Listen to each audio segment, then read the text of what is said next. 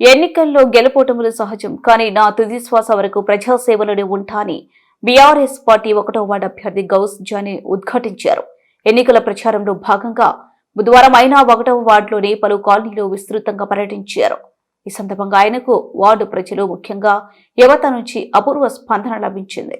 ఈ సందర్భంగా గౌస్ జానీ మాట్లాడుతూ నియోజకవర్గ సమగ్ర అభివృద్ధికి కృషి చేసిన మాజీ ఎమ్మెల్యే అంజయ్ యాదవ్ అండదండలతో ఆయన సహకారంతో 1వ వార్డును జిల్లాలోనే ఒక మోడల్ వార్డుగా తీర్చిదిద్దుతానని భరోసా ఇచ్చారు. వార్డులోని మౌలిక వసతులు కల్పన, డ్రైనేజ్ సమస్యల పరిష్కారం, సీసీ రోడ్ల నిర్మాణమే తన ప్రథమ ప్రాధాన్యత అని పేర్కొన్నారు. నన్ను మీ ఇంటి బిడ్డగా దీవించి భారీ మెజార్టీతో గెలిపించండి. మీ నమ్మకాన్ని వమ్ము చేయకుండా అభివృద్ధి అంటే ఏమిటో చేసి చూపిస్తా అని ఆయన ప్రజలను కోరారు. ఈ ప్రచార కార్యక్రమంలో వార్డులోని ముఖ్య నాయకులు, భారీ సంఖ్యలో కాలనీవాసులు, మహిళలు, ఉత్సాహవంతులైన యువకులు పాల్గొని గౌస్ జానీకి తమ మద్దతు ప్రకటించారు. ఈ కార్యక్రమంలో అఫ్జల్ గౌస్ ఖాజా, డిఎక్స్ మహమ్మద్ ఖాజా, అబ్దుల్ అలీ, ఎండి బాబా, ఎండి పురాన్ తదితరులు పాల్గొన్నారు. పని చేసే గొప్పతనం నువ్వు చెప్పేది కరెక్ట్. నిజంగా పని ఒక లీడర్ దగ్గర పని ఉండాలి. పని లేదా లీడర్ లేదు.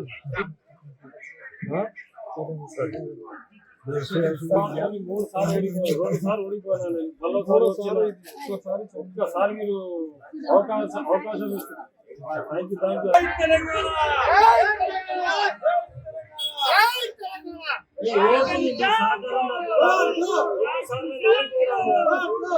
ఓడిపోరా పెద్ద మంచి సహకారం చేయాలి. ఎందుకంటే మారాలి. మారితేనే మన ఏరియా అన్ని డెవలప్ అవుతుంది.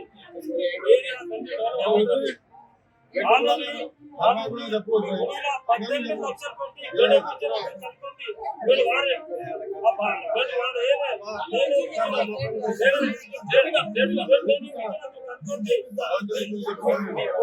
కదా వాళ్ళకి కట్టుకుంటే బెడ్ ఎవరు ఇప్పించినారు. బెడ్ ఇప్పించినది నేనే. కానీ వాడు ఒక్కసారన్నా తింటున్నారా? ఒక్కసారన్నా వాళ్ళు వచ్చినారా?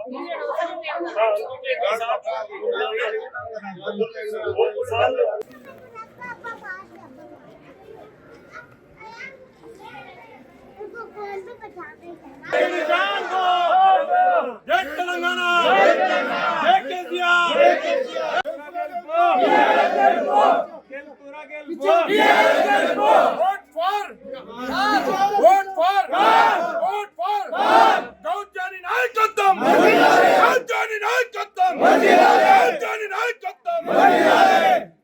करे जो हमारे ऊपर भरोसा रखे, उसके ऊपर कायम रहते।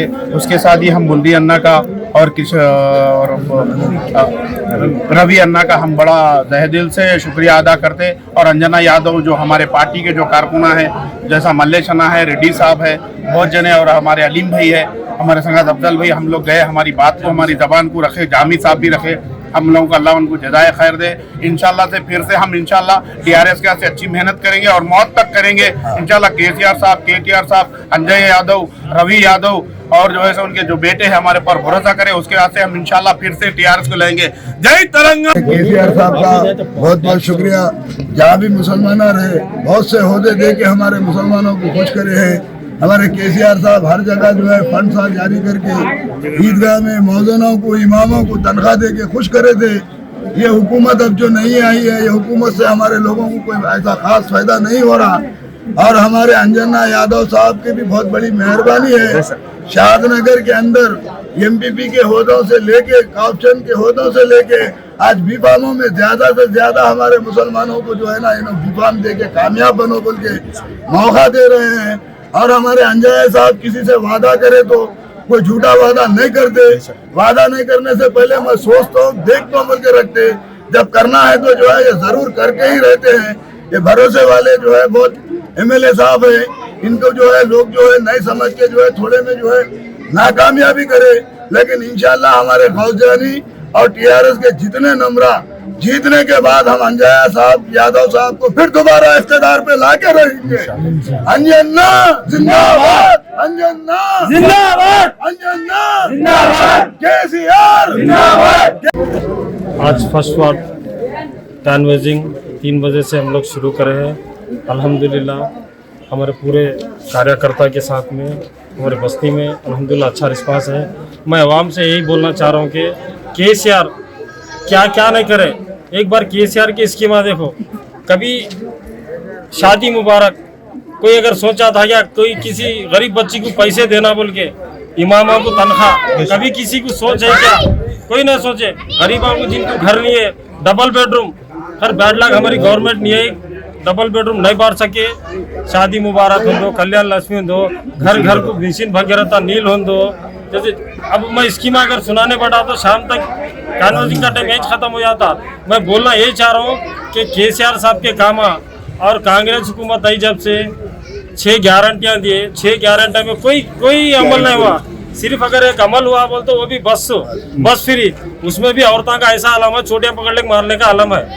अब ऐसा होगा थोड़े दिन घर में जरा औरत जरा लड़ती, बस में बैठ के चले आ रहे हैं, ये आलम भी है। मगर बोलने का मतलब अपनी टीआरएस हुकूमत, बीआरएस हुकूमत, केसीआर साहब और केटीआर साहब के काम और उनका डेवलपमेंट, आप केसीआर साहब की हुकूमत में गली गली में रोड, गली गली को केसीआर साहब एक ऐसा लीडर है कि उन्होंने बोले पानी घर घर को पानी देने के बाद ही वोट पूछता हूँ बोले, उन्होंने वो वादा करके बताए।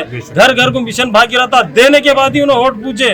आप बताने पड़े तो बहुत सारे स्कीम है। सबसे मेरी हदाबंद यही गुजारिश है कि कौन से भी वार्ड में कैंडिडेट को भी देखो और केसीआर साहब के स्कीमा, केसीआर साहब करे सो कामा देखो, सबको भारी मेजॉरिटी से जीतो। और मेरे जो फर्स्ट वार्ड में जो मेरे वोटर है, मैं उनसे अदाबंद गुजारिश करता हूँ कि मेरे को भारी मेजॉरिटी से जीता कि आपके बीच में रहने वाला बच्चा हूँ मैं, आपके बीच में काम करने वाला बच्चा हूँ मैं 5 साल कोऑप्शन मेंबर करा, मगर उसमें क्या है, कोऑप्शन मेंबर में मेरे कोई खास बजट नहीं आता क्योंकि मेरे को काउंसिल मिलती मगर उसमें कोऑप्शन में बजट नहीं आता, इसलिए उसमें मैं ज़्यादा काम नहीं कर सका। और उसके अंदर मेरे को जितना बजट आया था, जो HMD का जो बजट आया था, जैसे अपने गुंडूकेरी में जो मंदिर है, मंदिर में 18 लाख रुपए का बजट लगा के मेरे बजट से गुंडूकेरी में बजट सीसी रोड डाला, एक वाटर टैंक का रोड डाला। हम क्या है बोले तो गवर्नमेंट चेंज होने से हम आके नहीं ठहर सके, इसलिए हम वो चीज़ को नहीं बता ले सके। हमारा काम हम क्या करें पब्लिक के अवाम में, ये 5 साल हमारे मालूम है। इंशाल्लाह पब्लिक से और फर्स्ट नंबर वार्ड की अवाम से ये उम्मीद है, ये मेरे भरोसा है कि मेरे भारी मेजॉरिटी से जिताएंगे। कार के निशान को అది చూస్తా ఫస్ట్, ఎందుకంటే बस्तीला अगर एक नॉर्मल एक घर में अगर जाके आप पूछेंगे तो ना यही बोलेंगे कि टाइम से पानी आना, घर का कचरा टाइम से जाना और ड्रेनेज प्रॉब्लम न रहना। सबसे बड़ा प्रॉब्लम ये रहता। रही बात क्या है करंट की, करंट डिपार्टमेंट तो अलग रहता है। काउंसलर का जो काम है, ये काम है कि उन्हें फर्स्ट उसका घर साफ रहना। मेरी सोच बोल रहा हूँ, मेरा पर्सनल ओपिनियन, मैं ये मुद्दे से ये इलेक्शन लड़ रहा हूँ।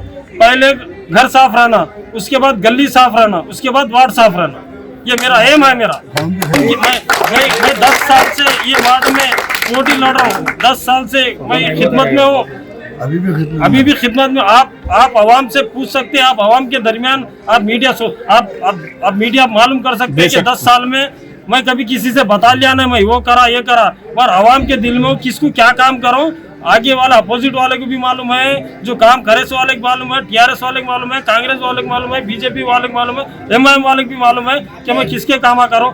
बाखूब लोग जानते हैं। मैं उल्लाह से एक उम्मीद रख रहा हूँ कि मेरे फर्स्ट वार्ड की आवाम से ये उम्मीद है, ये भरोसा है मेरे को, भारी मेजॉरिटी से ये साल मेरे को जिताएंगे। मैं और की क्या बताऊँ, हमारे अंजय साहब का शुक्र अदा करता हूँ। मैं एक बार मेरे को टिकट दिए, मैं बहुत कम वोटों से हार गया था, फिर क्या करे, अंजय साहब बोले नहीं जानी, तुम्हारे ऐसा लीडर, तुम्हारे ऐसा आदमी गली में सियासत में रहना जरूरी है बोल के उन्होंने क्या करे मेरे बुला के कोऑप्शन मेंबर दिए। मैं अंजय साहब का तहे दिल से शुक्रिया अदा करता हूँ, उन्होंने कभी भी मेरे साथ दिए। 2 बार हारने के बाद भी कोऑप्शन मेंबर देने के बाद भी फिर आज मेरे को फिर टिकट दिए। मैं अंजय साहब का और अंजय साहब और बीआरएस पार्टी का शुक्र अदा करता हूँ क्योंकि उन्होंने फिर एक बार मेरे पे भरोसा करे। मैं उनका भरोसा और उनकी उम्मीद पे कायम रहूंगा। इंशाल्लाह ये सीट उनको जिता के फर्स्ट नंबर से फर्स्ट सीट में विन